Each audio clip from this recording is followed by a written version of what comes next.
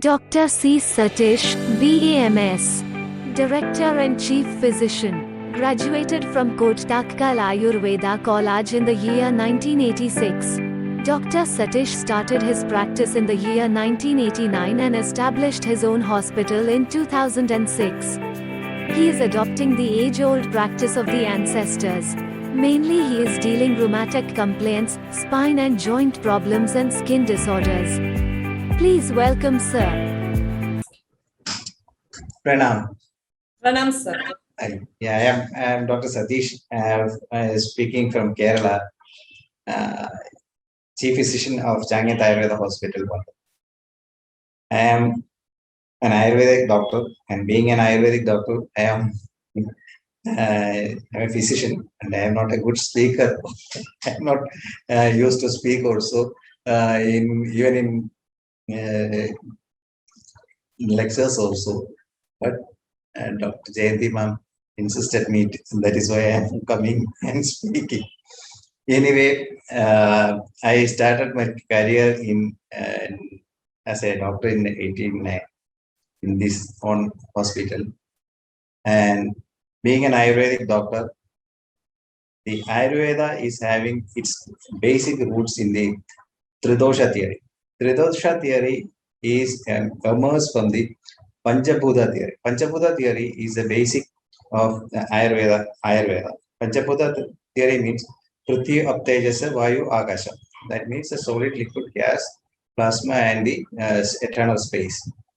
And these things is the basic of Ayurveda. And beyond that, there is Avyaktam, Mahan, Ahangaram. These types of concepts are there in Nyaya Darsanam and Vaisheshya Darsanam. And there is a saying in Ayurveda that the physician does not go beyond the Panchabhuta theory, that Uday Pehi Param Nasti, Nasti Chinda Chikilsaka. That is the phrase. So the Ayurvedic doctors mainly consider are limited to the Panchabhuta theory. And beyond that, Darsanas we does not go and does not consider. And the being started from ancient India, the Ayurveda and the Yoga Shastra are existing from years and yugas. And the basic theory of Ayurveda and Yoga is the same. And that is why, along with Ayurvedic treatment, we can apply the yoga therapy into this treatment. That is what we are doing. And Dr. Jayanti ma'am told me that about mudras. Yes, definitely. The 5 fingers of our body is representing the 5 Panchabhutas.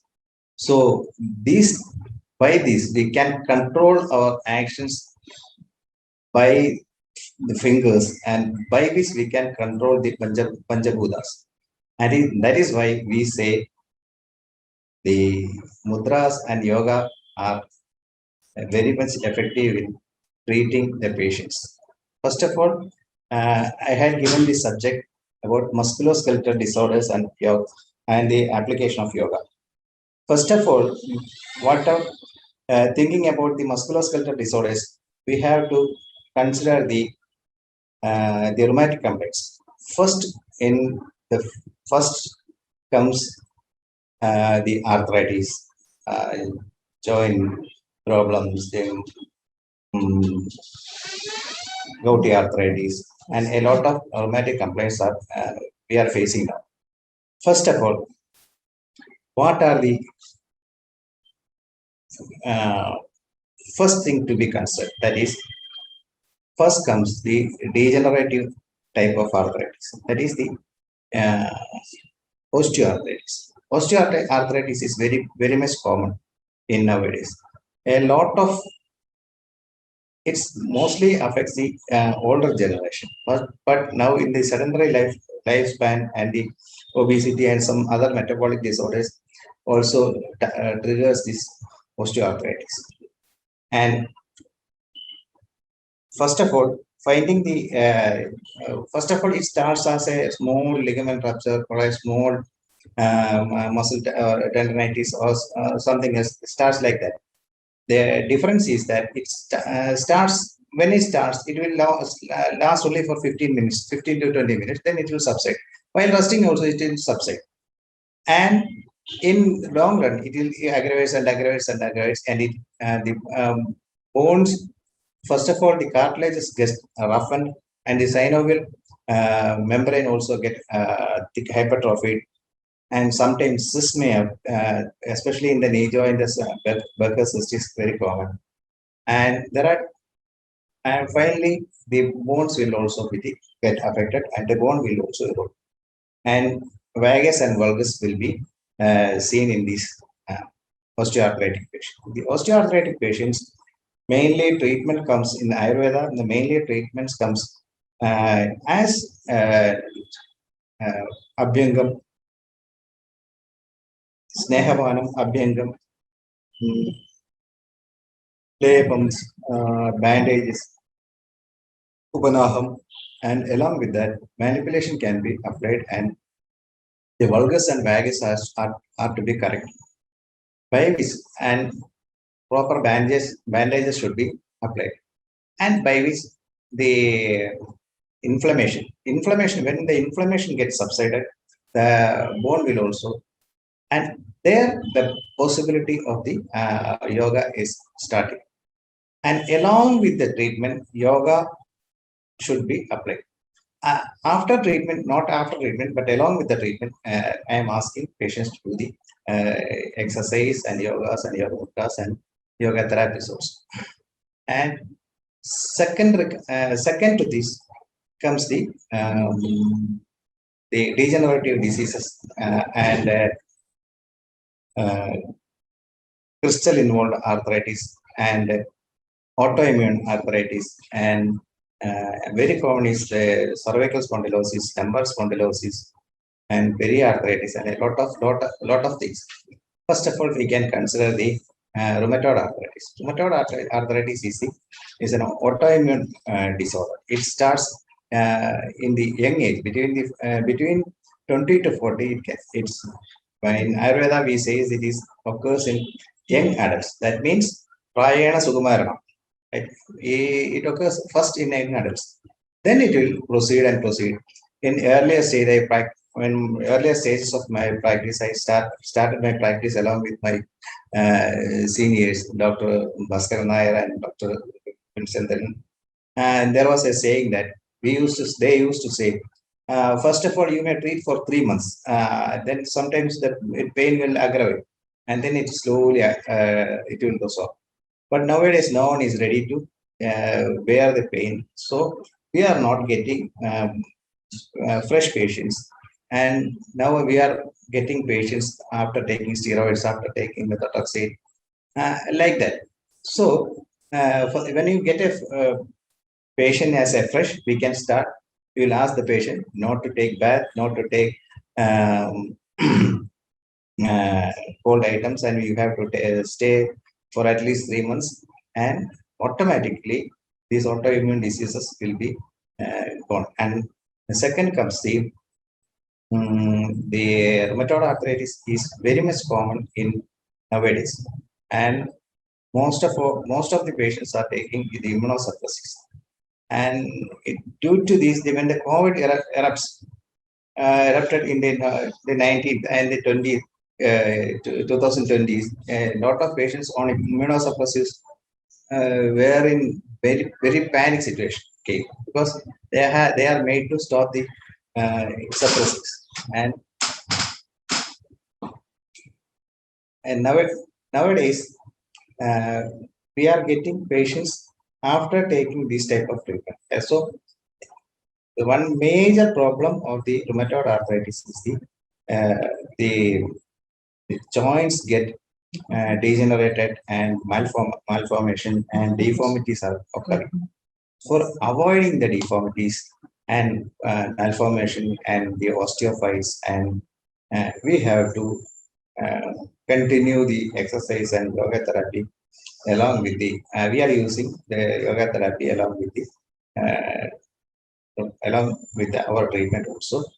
And for in Ayurveda, we are using the same techniques, and in we consider the rheumatoid arthritis as Vata Shonida. That means Vata, along with it is affects the Shonida means red blood, and that is why we consider rheumatoid arthritis as Vata Shonida.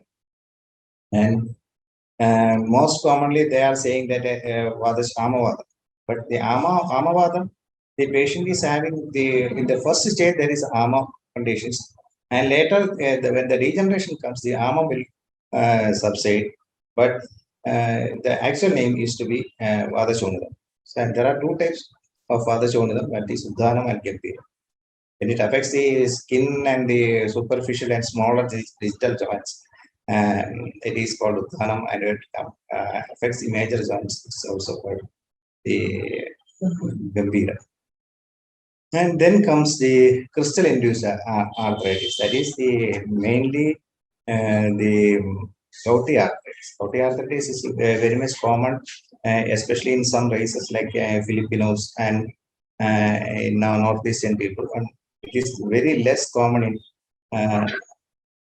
in this area. But nowadays,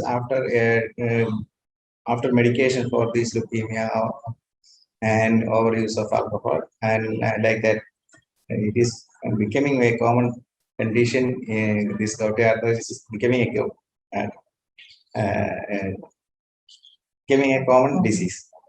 And it is called a crystal induced this type of arthritis are called crystal induced arthritis because it occurs due to the increased level of the urates or very reduction of the excretion of the urates in the blood, and this is the main cause of the crystal induced arthritis, and it can also be treated along with Ayurvedic treatment. We can cause severe pain and nocturnal pain, and mainly it affects this type of pain and mainly affects the first metatarsal joint, and then it proceeds to the other joints. So the pain is very much severe. So first we cannot do any exercise or yoga. After we have to take some upanaham, we have to do some snehavanam. We have to, first of all, we cannot do snehavanam. First of all, we have to control the ama, and after that, when the ama is subsided, we can do Sneha Sweda process, and Upanaham is the best process. And Goshiradi Yurnam, Gogilasham, Goguluktam, Amrudottaram, these are Rasnadi, Asnerandadi, these are the main kashayams using for this for this type of crystal induced arthritis. And then comes the cervico cephalic pain, and it occurs mainly due to cervical spondylosis or spondylitis, and when the sedentary life is the one of the main causes, and most of the cases, the first of all, it occurs as a strain or a sprain to the supporting muscles of the uh, neck. Then it proceeds slowly proceeds to shoulder pain. Sometimes the pain radiates to the even to the occiput and sometimes to the chest, and we may mistake it as a cardiac problem. And then it radiates to the and when the nerve root get involved, it radiates to the hands and sometimes mostly to one hand. And the degree of the compression will decide the severity of the disease. Sometimes either if the compression is to the spinal cord, paraplegia, and even full paralysis below the neck are happening, and mostly very little compression are occurring. And but even though there is a severe pain will be there, and radiculitis is very common, and we have along with severe pain sometimes vertigo will come, and one of the major cause of the we say that one of the major cause of this uh, this cervical neck pain and the radiculitis is the compression of the disc involved in the cervical area. And one of the main causes is recurrent fever, recurrent tonsillitis, and soft tissue inflammation. Soft tissue inflammation may lead to, because we consider, suppose we consider the spine as a central pole of a tent, and the muscles and the tendons attached to it is the ropes that are connected to the central pole. And one side of the rope get little bit slag, the other side will pull it, and hence the alignment will affected, and the slippage of the disc will come, and disc will come, and in effect the compression will be seen. So one of the main nowadays we are facing these type of recurrent tonsillitis, tonsil hypertrophy, recurrent pharyngitis, sinusitis, and these things also may lead to these type of neck pain and cervical spondylitis, and then after in the long run it will affect the in long run it will affect the spondylosis also. And next comes is the lower back pain. Lower back pain is also having the same type of etiology. This treatment and the etiology are almost common: sedentary life,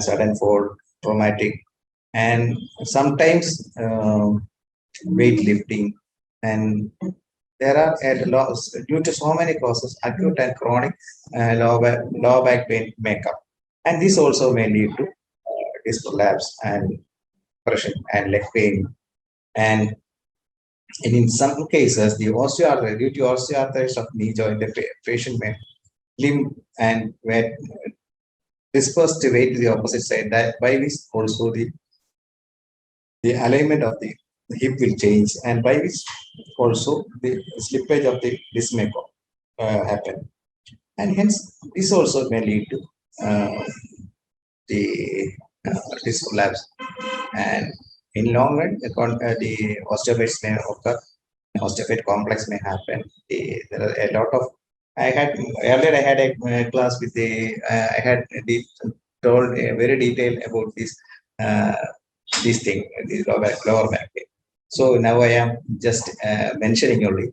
And the treatment also, along with the our treatment we are doing mainly Sneha Swedam, Virajana, Vasti, and Abhyangam, Navara, spiritual, everything, and along with that Vasti, Nasyam, these are the main treatment.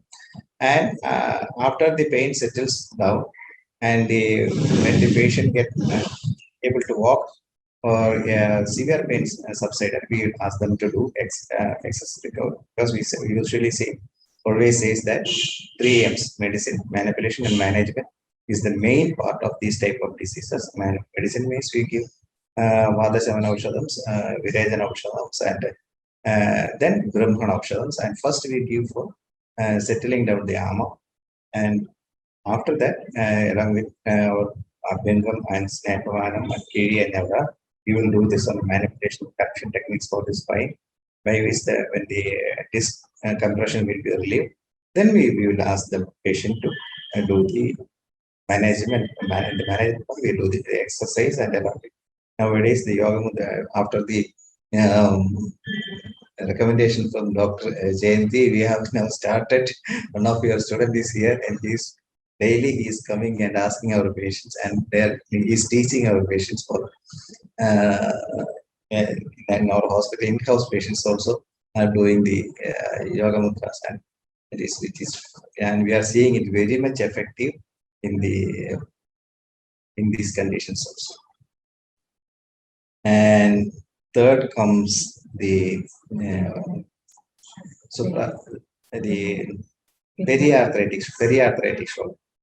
It is also very much common in, especially in diabetic patients and patients above the age of 40 to 50. It is very much common and it is extra-articular. Most of the times it is extra-articular and sometimes intra-articular also comes. Most common is the sometimes it's a supraspinatus or the rotator cuff muscle also.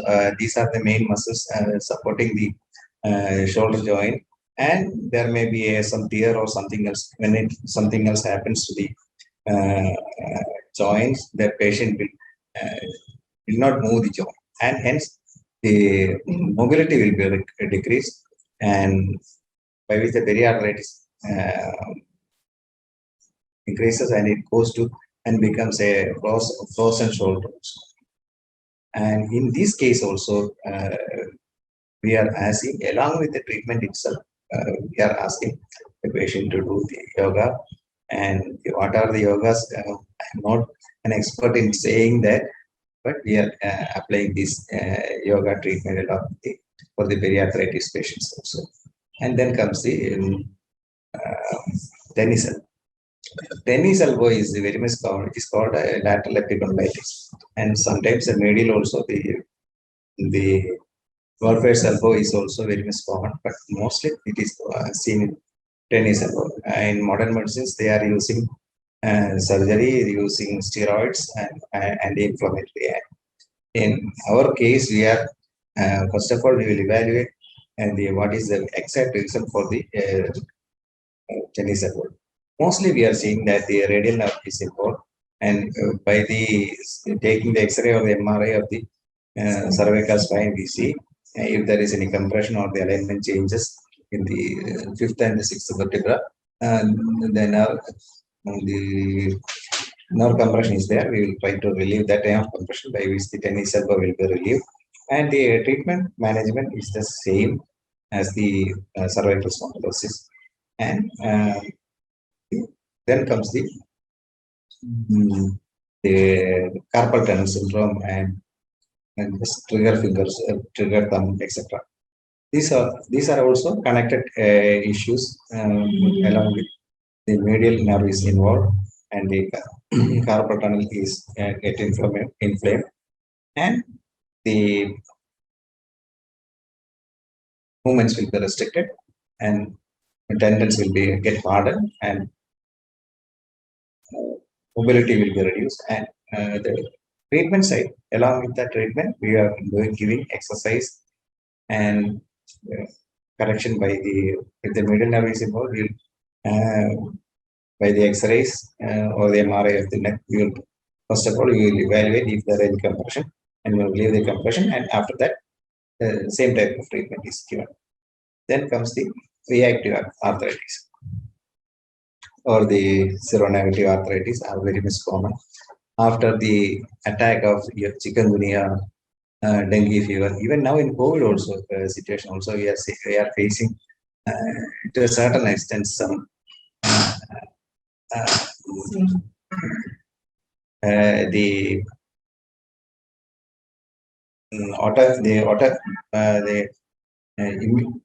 immune complex will develop, and it will also settle in the joints, and joint inflammation comes. And arthritis is very common in but even the RF factor is also positive. We cannot consider it as a rheumatoid arthritis. It's only it is only a